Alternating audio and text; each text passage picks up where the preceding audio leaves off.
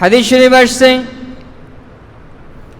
قال رسول الله صلى الله عليه وسلم রাসূল পাক সাল্লাল্লাহু আলাইহি ওয়াসাল্লাম ইরশাদ করেন ইন্না লিল্লাহি মালাইকা সাইয়াহিনা ফিল আরদি ইউবাল্লিগুন মিন উম্মাতিয়াস সালাম। নাসাই শরীফের হাদিস। আল্লাহ রাসূল বলেন আল্লাহ রাব্বুল আলামিনের নিয়োজিত কিছু ফেরেশতা আছে এই পৃথিবীর মধ্যে। আল্লাহ রাব্বুল আলামিনের পক্ষ থেকে কিছু ফেরেশতা নিয়োজিত আছে, যেই ফেরেশতাদের কাজ হলো, তাদের ডিউটি হলো পৃথিবীর মধ্যে ঘোরাফেরা করবে, পৃথিবীর মধ্যে ঘুরে ঘুরে দেখবে কোন কোন উম্মত আল্লাহর নবীর প্রতি দরুদ পড়ে, আল্লাহর নবীকে সালাম দেয়। জোরে বলেন সুবহানাল্লাহ। যখন কোনো ব্যক্তি আল্লাহর নবীকে সালাম দেয়, কোনো ব্যক্তি যখন আল্লাহর রাসূলের প্রতি দরুদ পড়ে, আল্লাহর পক্ষ থেকে নিয়োজিত দায়িত্বপ্রাপ্ত ফেরেশতারা ওই ব্যক্তিদের দরুদ সালামগুলো আল্লাহ রাসূলের কাছে নিয়ে পৌঁছিয়ে দেন এবং নিয়ে হাদিস শরীফ আসছে এমনভাবে বলেন যে ইয়া রাসূলুল্লাহ, ইয়া হাবিবাল্লাহ, অমুকের ছেলে অমুক, আব্দুল্লাহর ছেলে আব্দুর রহমান আপনার প্রতি দরুদ পড়েছে। এবং অন্য হাদিস আসছে আল্লাহ রাসূল এই নামটা বলার সাথে সাথে লোকটার চেহারা চিনতে পারেন, লোকটার চেহারা আল্লাহ রাসূলের কাছে তুলে ধরা হয়। জোরে বলেন সুবহানাল্লাহ। মুহতারাম হাজিরিন, আজকে আমাদের আলোচ্য বিষয় হচ্ছে দরুদ শরীফের গুরুত্ব ও ফজিলত। আল্লাহ সুবহানাহু ওয়া তাআলা মানুষের জন্য কিছু বিধানকে ফরজ করেছেন, কিছু বিধানকে ওয়াজিব করেছেন, কিছু বিধানকে নফল করেছেন। আল্লাহ রাব্বুল আলামিন যতগুলো বিধান মানুষকে দিয়েছেন, যতগুলো আদেশ মানুষকে করেছেন, এর মধ্যে গুরুত্বপূর্ণ একটা বিধান, গুরুত্বপূর্ণ আদেশ হলো রাসূল পাক সাল্লাল্লাহু আলাইহি সাল্লামের শানে দরুদ পড়া, আল্লাহ রাসূল পাক সাল্লাল্লাহু আলাইহি সাল্লামকে সালাত এবং সালাম প্রেরণ করা। আল্লাহ সুবহানাহু ওয়া তাআলা এই কাজটাকে মানুষের জন্য, বান্দাদের জন্য ফরজ করে দিয়েছেন। আল্লাহ রাব্বুল আলামিন সূরাতুল আহজাবের মধ্যে ইরশাদ করেন আউযু বিল্লাহি মিনাশ শাইতানির রাজীম বিসমিল্লাহির রাহমানির রাহিম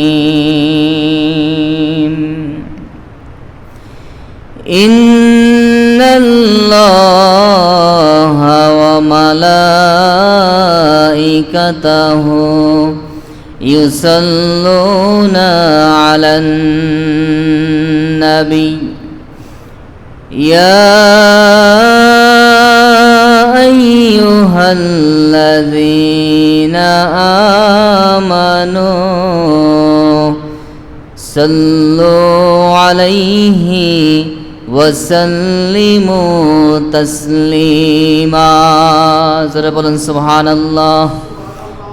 আল্লাহ রাব্বুল আলামিন ইরশাদ করেন ইন্নাল্লাহা ওয়া মালাইকাতাহু, নিশ্চয় আল্লাহ এবং আল্লাহ রাব্বুল আলামিনের ফেরেশতারা ইউসাল্লুনা আলান নবিয়্যি, তার রাসূলের প্রতি, তার নবীর প্রতি সালাত প্রেরণ করে, দরুদ পড়ে। আল্লাহ এবং আল্লাহর ফেরেশতারা আল্লাহর রাসূলের প্রতি দরুদ পড়ে, আল্লাহর রাসূলের প্রতি সালাত পড়ে। এবং আল্লাহ আদেশ করছেন ইয়া আইয়ুহাল্লাযীনা আমানু, হে দুনিয়ার ঈমানদার বান্দারা, ও দুনিয়ার ঈমানদার বান্দারা, সাল্লু আলাইহি ওয়াসাল্লিমু তাসলিমা, তোমরাও আমার নবীর প্রতি সালাত এবং সালাম প্রেরণ করো, আমার নবীর প্রতি দরুদ পড়ো। জোরে বলেন সুবহানাল্লাহ। আল্লাহ রাব্বুল আলামিন যেই আদেশটা করলেন, আল্লাহ রাব্বুল আলামিন নিজে যে আমলটা করেন, ফেরেশতারা যে আমল করে, সেই আমল করার আদেশ করলেন পৃথিবীর মানুষদেরকে, মুমিন বান্দাদেরকে। যে আমি আল্লাহ আমার নবীর প্রতি দরুদ পড়ি, সালাত পড়ি, সালাত প্রেরণ করি, আমার ফেরেশতারাও আমার নবীর প্রতি সালাত প্রেরণ করে। অতএব দুনিয়ার ইমানদার মানুষ, ইমানদার বান্দা, তোমরাও আমার নবীর প্রতি সালাত ও সালাম প্রেরণ করো। সকলে একবার পড়ি সাল্লাল্লাহু আলাইহি ওয়াসাল্লাম। সম্মানিত হাজরিন, আল্লাহর আদেশ, আল্লাহর রাসূলের প্রতি দরুদ পড়া, সালাত পড়া, সালাম দেওয়া, এটা আল্লাহর আদেশ। এজন্য প্রত্যেকটা মুমিন বান্দার জন্য রাসূল পাক সাল্লাল্লাহু আলাইহি সাল্লামের প্রতি দরুদ পড়া ফরজ বিধান। অবশ্যই দরুদ শরীফ পড়তে হবে, আল্লাহ রাসূলের প্রতি দরুদ শরীফ পড়তে হবে, বেশি বেশি দরুদ পড়তে হবে। এবং বিশেষ করে রাসূল পাক সাল্লাল্লাহু আলাইহি সাল্লামের নাম শুনলে অবশ্যই দরুদ শরীফ পড়তে হবে। কারণ হাদিস শরীফ আছে, আল্লাহ রাসূল বলেছেন, আবাদাল্লাহু মান যুকিরতু ইনদাহু ওয়া লাম ইউসাল্লি আলাই, ওই ব্যক্তি আল্লাহর রহমত থেকে নৈরাশ হোক যে ব্যক্তির নিকট আমি নবীর নাম স্মরণ করা হয়েছে কিন্তু সে আমি নবীর প্রতি দরুদ পড়ে নাই। এজন্য আল্লাহর নবীর নাম শুনলে দরুদ পড়া ওয়াজিব বিধান, আবশ্যক বিধান, অবশ্যই দরুদ পড়তে হবে। আর এছাড়াও সর্বদা সবসময় যখনই স্মরণ হয় বা যখনই সুযোগ হয় আল্লাহ রাসূলের প্রতি দরুদ পড়া, আল্লাহ রাসূলকে সালাম দেওয়া, এটা মুমিন বান্দাদের জন্য আল্লাহ রাব্বুল আলামিন ফরজ করে দিয়েছেন, আবশ্যক করে দিয়েছেন। এবং এই দরুদ শরীফের অনেক ফজিলত রয়েছে। হাদিস শরীফ আসছে নাসাই শরীফের 1297 নম্বর হাদিস, যে হাদিসটি মিশকাতুল মাসাবিতে আসছে 922 নম্বর হাদিস, একটি সহিহ হাদিস। عن انس بن مالك رضي الله عنه قال قال رسول الله صلى الله عليه وسلم, আল্লাহর নবীর প্রিয় সাহাবী হযরত আনাস ইবনে মালিক রাদিয়াল্লাহু তাআলা আনহু থেকে বর্ণিত, তিনি বলেন, রাসূল পাক সাল্লাল্লাহু আলাইহি ওয়াসাল্লাম ইরশাদ করেন, মান সাল্লা আলাইয়া সালাতান ওয়াহিদাতান, যে ব্যক্তি আমি নবীর প্রতি একবার দরুদ পড়বে, যে ব্যক্তি আমি নবীর প্রতি একবার দরুদ পড়বে, সাল্লাল্লাহু আলাইহি আশরা সালাওয়াত, আল্লাহ রাব্বুল আলামিন ওই ব্যক্তির উপর 10টা রহমত নাজিল করবেন। ওয়া হুত্তাদানহু আশরা খতিয়াতিন, এবং ওই ব্যক্তির জীবন থেকে, ওই ব্যক্তির আমলনামা থেকে 10টা গুনাহ আল্লাহ মুছে দিবেন। ওয়া রুফিয়াত লাহু আশরা দারাজাত, ওই ব্যক্তির জীবনে আল্লাহ রাব্বুল আলামিন তার 10টা মর্যাদা বাড়িয়ে দিবেন। যে ব্যক্তি দরুদ পড়বে, দরুদ শরীফের ফজিলত এটা। একবার দরুদ পড়লে আল্লাহ রাব্বুল আলামিন 10টা রহমত ওই বান্দার প্রতি নাজিল করেন, ওই বান্দার 10টা গুনাহ মাফ করে দেন, ওই বান্দার মর্যাদাকে আল্লাহ 10 গুণ বাড়িয়ে দেন। জোরে বলুন সুবহানাল্লাহ। এজন্য সম্মানিত হাজরিন, আমাদেরকে বেশি বেশি দরুদ শরীফ পড়তে হবে এবং এই দরুদ শরীফ পড়ার ব্যাপারে অনেক ফজিলত রয়েছে। হাদিস শরীফে আসছে, হযরত জিবরাইল আলাইহিস সালাম রাসূল পাক সাল্লাল্লাহু আলাইহি ওয়াসাল্লামের কাছে আসছেন। আয়েশা বলছেন, ইন্না রাব্বাকা ইয়াকুলু আমা ইউরদিকা ইয়া মুহাম্মদ আল্লাহ ইউসাল্লি আলাইকা আহাদুন মিন উম্মাতিকা ইল্লা সাল্লাইতু আলাইহি আশরান। জিবরাইল আলাইহিস সালাম এসে বললেন, ইয়া মুহাম্মদ, ও নবী মুহাম্মদ, আপনি কি এই বিষয়টা সন্তুষ্ট হবেন না যে কোনো উম্মত যদি আপনার প্রতি একবার দরুদ পড়ে তা আল্লাহ রাব্বুল আলামিন ওই উম্মতের প্রতি 10টা রহমত নাজিল করেন। ওয়ালা ইউসাল্লিমু আলাইকা আহাদুন মিন উম্মাতিকা, আর কোন উম্মত যদি আপনাকে সালাম দেয় ইল্লা সাল্লামতু আলাইহি আশরান, আমি আল্লাহ ওই ব্যক্তিটাকে 10 বার সালাম দেই, ওই ব্যক্তিটার উপর 10টা শান্তি নাজিল করে দেই। যারা বলেন সুবহানাল্লাহ। এজন্য দরুদ শরীফের অনেক ফজিলত, সবচেয়ে বড় ফজিলত রাসূল পাক সাল্লাল্লাহু আলাইহি ওয়াসাল্লাম বলেছেন, হাদিস শরীফে আসছে, যে হাদিসটি তিরমিজি শরীফের 484 নম্বর হাদিস।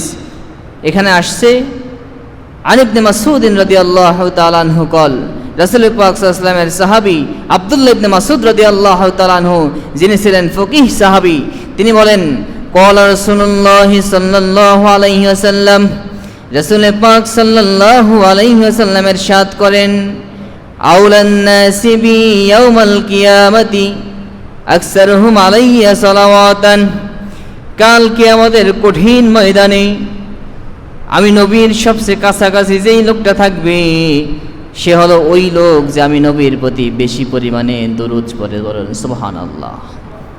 কিয়ামতের কঠিন ময়দানে যখন সূর্যটা মাথার উপরে চলে আসবে, কিয়ামতের ময়দানটা তামার পাত্রে পরিণত হয়ে যাবে, মানুষগুলো ঘামের মধ্যে সাঁতার কাটবে, সূর্যের আগুনের তাপে মানুষের মগজগুলো টকবক টকবক করে উতলাইতে থাকবে। সেই কঠিন কিয়ামত, আল্লাহর আরশে আজিমের ছায়া ছাড়া কোনো ছায়া নাই। ওই কঠিন কিয়ামতের দিন যে ব্যক্তি আল্লাহ রাসূলের প্রতি বেশি বেশি দরুদ শরীফ পড়বে, ওই ব্যক্তি আল্লাহ রাসূলের কাছাকাছি থাকবে, কাছে থাকবে। যারা বলুন সুবহানাল্লাহ। কি বলেন, আমরা আল্লাহ রাসূলের কাছে থাকতে চাই কিনা? কি বলেন, চাই কিনা? আল্লাহ রাসূলের কাছে থাকতে বলে লাভ না ক্ষতি? কি বলেন, লাভ না ক্ষতি?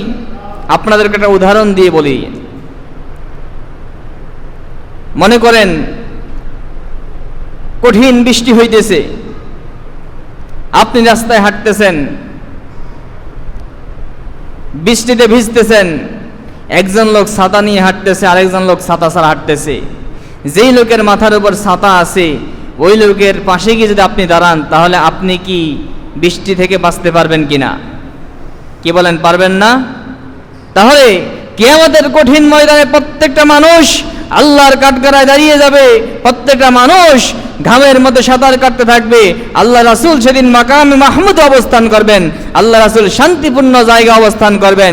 ওই কঠিন ময়দানে যদি আল্লাহ রাসূলের কাছাকাছি থাকা যায়, তাহলে আমরাও কিয়ামতের আযাব থেকে মুক্তি পাবো এবং আল্লাহ রাসূলের সেই মাকামে মাহমুদের কাছে থেকে একটু ছায়ার মধ্যে আরামে থাকতে পারবো। ঠিক কিনা বলেন?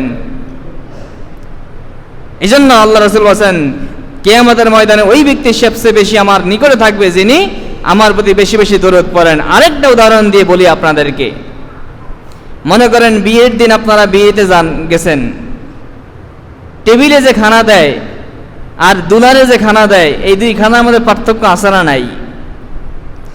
দুলার প্লেটের মধ্যে আস্তা খাসি দিয়ে দেয়, অ্যাভেলেবেল খানা এবং ভিআইপি আইটেম দেয়। তা দুলার সাথে বসলে, ওই টেবিলে বসলে যেই খানা খাওয়া যায়, দুলার সাথে বসলে খানা কি ভিআইপি খাওয়া যায় না কম খাওয়া যায়? কি বলেন, আরো ভিআইপি খানা খাওয়া যায় না? তো দুলার সাথে বসলে আপ্যায়ন আরো বেশি হয়। তো কিয়ামতের কঠিন ময়দানে দুলা হলেন একমাত্র আমার আপনার নবী হযরত মুহাম্মদ রাসূলুল্লাহ সাল্লাল্লাহু আলাইহি সাল্লাম। তিনি হলেন সবচেয়ে ভিআইপি পারসন। অতএব ওই দিন যদি আল্লাহ রাসূলের পাশে থাকা যায়, আল্লাহ রাসূলের কাছে থাকা যায়, তাহলে ওই দিন ভিআইপি অবস্থানে থাকা যাবে। এজন্য আমরা যদি কিয়ামতের ময়দানে রাসূল পাক সাল্লাল্লাহু আলাইহি ওয়াসাল্লামের কাছাকাছি থাকতে চাই, আল্লাহ রাসূলের পাশে থাকতে চাই, জান্নাতের আল্লাহ রাসূলের পাশে থাকতে চাই, আরশে আজিমের ছায়ায় থাকতে চাই, তাহলে আমাদেরকে আমল করতে হবে দরুদ শরীফের আমল। ঠিক কিনা বলেন? তাহলে আমাদেরকে আল্লাহ রাসূলের প্রতি বেশি বেশি দরুদ শরীফ পড়তে হবে। কারণ আল্লাহ রাসূল বলেন, যে ব্যক্তি আমার প্রতি দরুদ পড়ে ওই ব্যক্তি আমার কাছাকাছি থাকবে, যে বেশি দরুদ পড়বে। আল্লাহ রাসূল কেমনে জানে কে দরুদ পড়ে কে দরুদ না পড়ে? হাদিস শরীফ আসছে, قال رسول الله صلى الله عليه وسلم, রাসূল পাক সাল্লাল্লাহু আলাইহি ওয়াসাল্লাম ইরশাদ করেন, ইন্না লিল্লাহি মালাইকা সাইয়াহিনা ফিল আরদি ইউবাল্লিগুন মিন উম্মাতিয়াস সালাম। নাসাই শরীফের হাদিস। আল্লাহ রাসূল বলেন, আল্লাহ রাব্বুল আলামিনের নিয়োজিত কিছু ফেরেশতা আছে এই পৃথিবীর মধ্যে। আল্লাহ রাব্বুল আলামিনের পক্ষ থেকে কিছু ফেরেশতা নিয়োজিত আছে, যেই ফেরেশতাদের কাজ হলো, তাদের ডিউটি হলো পৃথিবীর মধ্যে ঘোরাফেরা করবে, পৃথিবীর মধ্যে ঘুরে ঘুরে দেখবে কোন কোন উম্মত আল্লাহর নবীর প্রতি দরুদ পড়ে, আল্লাহর নবীকে সালাম দেয়। জোরে বলেন সুবহানাল্লাহ। যখন কোনো ব্যক্তি আল্লাহর নবীকে সালাম দেয়, কোনো ব্যক্তি যখন আল্লাহর রাসূলের প্রতি দরুদ পড়ে, আল্লাহর পক্ষ থেকে নিয়োজিত দায়িত্বপ্রাপ্ত ফেরেশতারা ওই ব্যক্তিদের দরুদ সালামগুলো আল্লাহ রাসূলের কাছে নিয়ে পৌঁছিয়ে দেন এবং নিয়ে হাদিস শরীফ আসছে এমনভাবে বলেন যে, ইয়া রাসূলুল্লাহ, ইয়া হাবিবাল্লাহ, অমুকের ছেলে অমুক, আব্দুল্লাহর ছেলে আব্দুর রহমান আপনার প্রতি দরুদ পড়েছে। এবং অন্য হাদিস আসছে আল্লাহ রাসূল এই নামটা বলার সাথে সাথে লোকটার চেহারা চিনতে পারেন, লোকটার চেহারা আল্লাহ রাসূলের কাছে তুলে ধরা হয়। জোরে বলেন সুবহানাল্লাহ। তো যে দরুদ পড়ে এই দরুদ পাঠকারীর ডিটেলস পরিচয় চেহারা সহ নাম পিতার নাম সহ আল্লাহ রাসূলের কাছে পৌঁছে যায়, যে ইয়া রাসূলুল্লাহ ইয়া হাবিবাল্লাহ, অমুক জায়গা থেকে অমুকের পুত্র অমুক আপনার প্রতি দরুদ পড়েছে, আপনাকে সালাম দিয়েছে। তখন আল্লাহ রাসূল সেই সালামের জবাব দেন, দরুদের জবাব দেন। জোরে বলেন সুবহানাল্লাহ। এজন্য সম্মানিত হাজরিন, আমাদেরকে দরুদ শরীফ পড়তে হবে। এবং আল্লাহ রাসূল অন্য হাদিসে বলছেন যে মা মিন আহাদিন ইউসাল্লিম আলাইয়া ইল্লা রাদ্দাল্লাহু আলাইয়া রূহি হাত্তা আরুদ্দ আলাইহিস সালাম। যখন কোনো ব্যক্তি এই পৃথিবীর কোনো জায়গা থেকে আমাকে সালাম দেয়, আমাকে দরুদ পড়ে, আল্লাহ রাব্বুল আলামিন সাথে সাথে আমার রূহটাকে ফেরত দিয়ে দেন, তখন আমি ওই ব্যক্তির সালামের উত্তর দেই। জোরে বলেন সুবহানাল্লাহ। এইজন্য রাসূল পাক সাল্লাল্লাহু আলাইহি ওয়াসাল্লামের প্রতি দরুদ শরীফ পড়ে আল্লাহ রাসূলের কাছে আমাদের পরিচয় সহ চলে যায়, আল্লাহ রাসূল শুনতে পান এবং আল্লাহ রাসূল আমাদের সেই দরুদ ও সালামের উত্তর দেন। এবং আল্লাহ রাসূল বলেছেন সাল্লু আলাইয়া ফা ইন্না সালাতাকুম তুবাল্লিগুনি হাইসা কুনতুম। তোমরা যেখানেই থাকো আমি নবীর প্রতি বেশি বেশি দরুদ পড়ো, কারণ তোমাদের এই দরুদগুলো আমি নবীর নিকট পৌঁছানো হয়। জোরে বলেন সুবহানাল্লাহ। নবীর প্রতি দরুদ পড়লে যদি নবীর কাছে পৌঁছে, এটা আমাদের জন্য লাভজনক, ঠিক কিনা বলেন? একটা ঘটনা শুনেন, সংক্ষেপে একটা ঘটনা বলছি। হযরত শিবলি নোমান রহমতুল্লাহি আলাইহি অনেক বড় আল্লাহওয়ালা ব্যক্তি, আল্লাহর ওলি। হজ করতে গিয়েছেন বাইতুল্লাহ শরীফে। শিবলি নোমানি বলেন, আমি যখন বাইতুল্লাহ শরীফের তাওয়াফ করতেছি, হজ করতে গিয়ে যখন বাইতুল্লাহ শরীফের তাওয়াফ করতেছি, আমি দেখলাম একটা যুবক বাইতুল্লাহ শরীফের তাওয়াফ করতেছে। এই যুবক বাইতুল্লাহ শরীফের তাওয়াফ করতেছে। আজকে মসজিদে যারা যুবক ভাইরা আছেন, আমি আপনাদেরকে বলছি, খুব মনোযোগ দিয়ে, গভীর মনোযোগ দিয়ে শুনুন। যদি আমল করা যায় জীবন পরিবর্তন হয়ে যাবে। শিবলি নোমানি বলেন, আমি দেখলাম যুবকটা বাইতুল্লাহ শরীফের তাওয়াফ করতেছে আর বারবার সে আল্লাহর রাসূলের প্রতি দরুদ পড়তেছে সাল্লাল্লাহু আলাইহি ওয়াসাল্লাম। আল্লাহুম্মা সাল্লি আলা সাইয়্যিদিনা মুহাম্মাদিন নাবিয়্যিল উম্মিয়্যি ওয়া আলিহি ওয়াসাল্লিম। এভাবে করে বারবার তাওয়াফ করতেছে আর দরুদ পড়তেছে।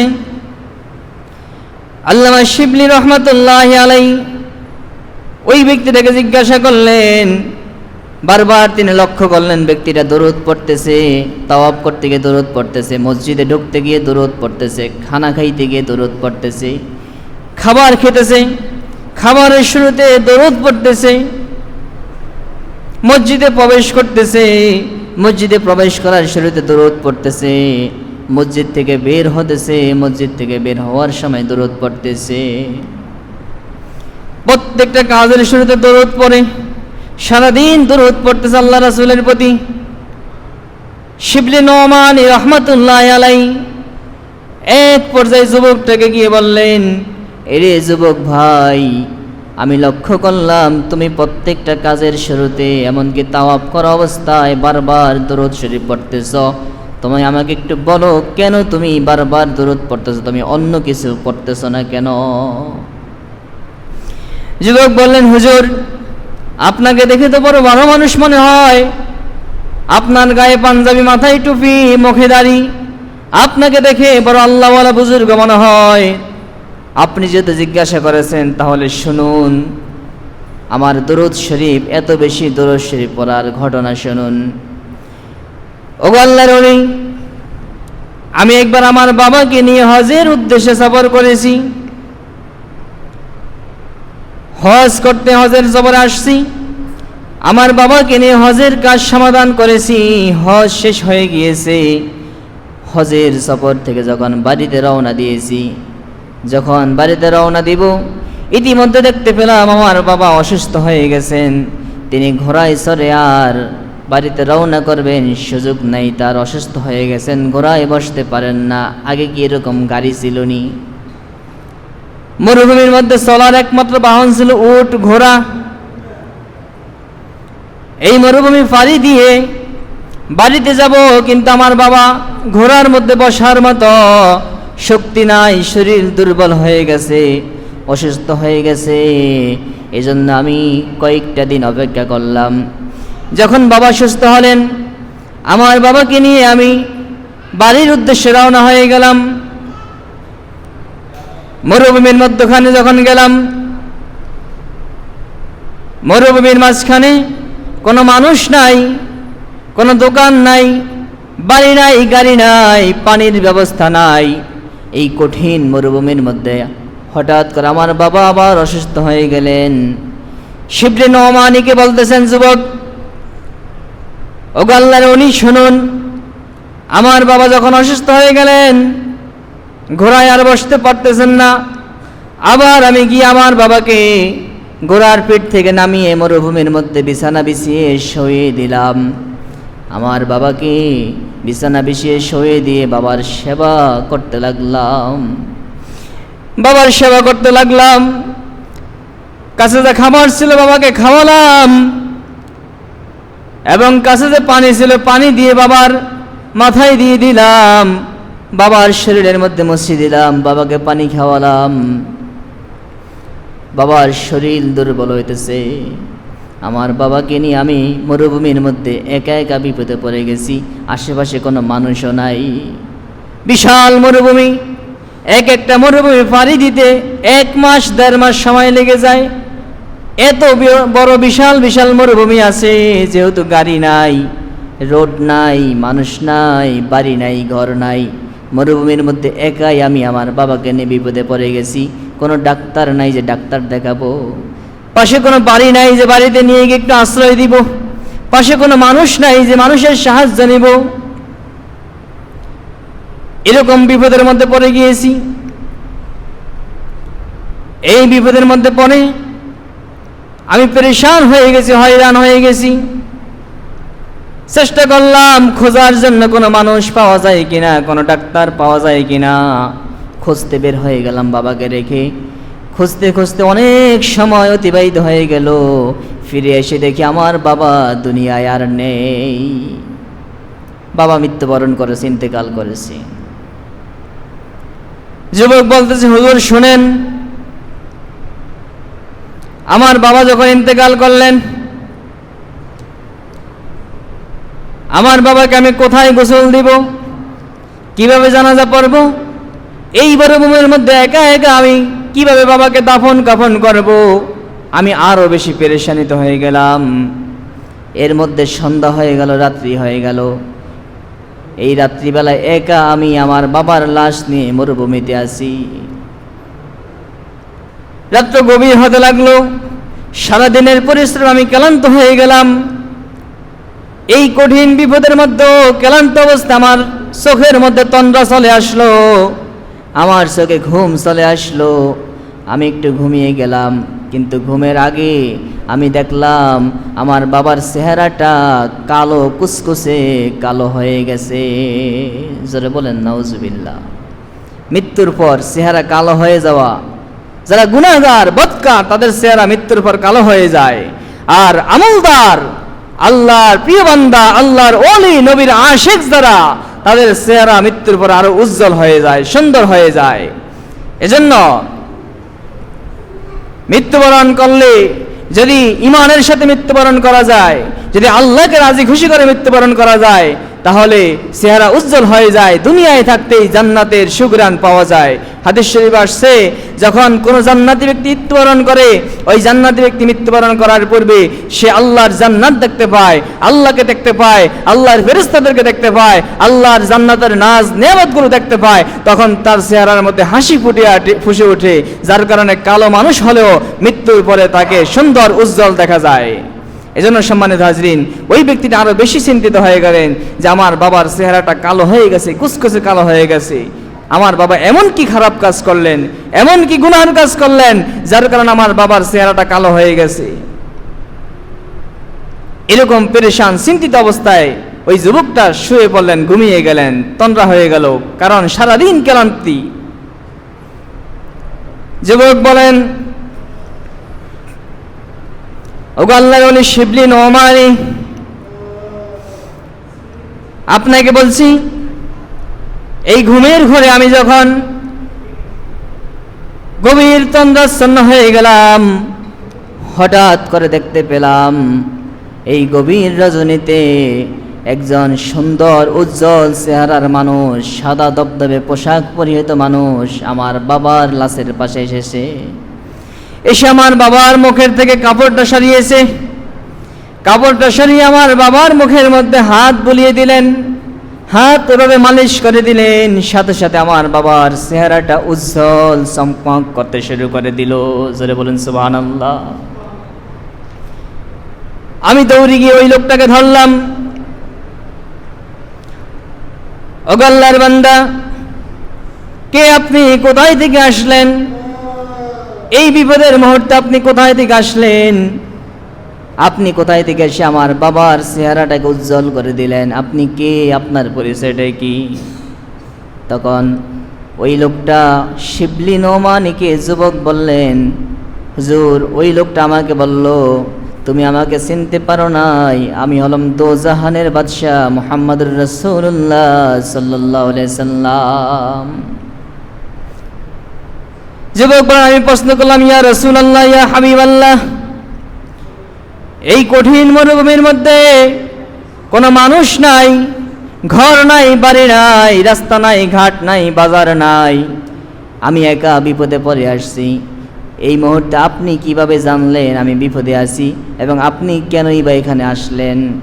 আল্লাহ রাসূল জবাব দিলেন, এরে যুবক, তোমার বাবা বড় গুনাহগার, তবে তোমার বাবা জীবনে আমার এই নবীর প্রতি দৈনিক অনেক অনেক বেশি পরিমাণে দরুদ পড়ে। আমি নবীকে বেশি বেশি সালাম দেয়, আমি নবীর প্রতি দরুদ পড়ে, আর ফেরেশতারা সেই দরুদগুলো আমার কাছে পৌঁছিয়ে দেয়। প্রতিদিন তোমার বাবার দরুদগুলো আমার কাছে যায়, আমি তোমার বাবাকে চিনি, তোমার বাবা আমার পরিচিত হয়ে গিয়েছে। কিন্তু আজকে যখন ফেরেশতারা তোমার বাবার দরুদ আমার কাছে নিয়ে যায় নাই, আমি জিজ্ঞাসা করলাম ফেরেশতাদেরকে, এরে ফেরেশতারা, আমার অমুক আশিকের, আমার অমুক উম্মতের দরুদগুলো কেন আজকে আনো নাই? ফেরেশতারা বলল, ইয়া রাসূলুল্লাহ, ইয়া হাবিবাল্লাহ, আপনার ওই উম্মত দুনিয়া থেকে বিদায় নিয়েছে। এবং ফেরেশতারা আমাকে সংবাদ দিয়েছে তোমার বাবা বিপদে আছে। তখন আমি নবী আর রওজা মোবারকে থাকতে পারি নাই, আমি নবী সেই মদিনার রওজা থেকে ছুটে এসে তোমার বাবার এই বিপদের মধ্যে তার সাহায্য করলাম, তাকে এই বিপদ থেকে মুক্ত করলাম, তার গুনার যে চেহারা সেই চেহারাটাকে পরিবর্তন করে এই দরুদের ফজিলতে আমি তার চেহারাটাকে আল্লাহর ক্ষমতা নিয়ে উজ্জ্বল করে দিলাম। জোরে বলুন সুবহানাল্লাহ। শুধু তাই নয়, সকাল হতে হতে আশেপাশ থেকে মানুষজন ছুটে আসলো ওই ব্যক্তিটার জানাজা পড়ার জন্য, দাফন কাফন করার জন্য। যুবক বলেন, আমি তাদেরকে জিজ্ঞাসা করলাম, তোমরা কিভাবে জানলা এখানে একটা মৃত্যু মানুষ আছে, লাশ আছে, একে দাফন কাফন করতে হবে?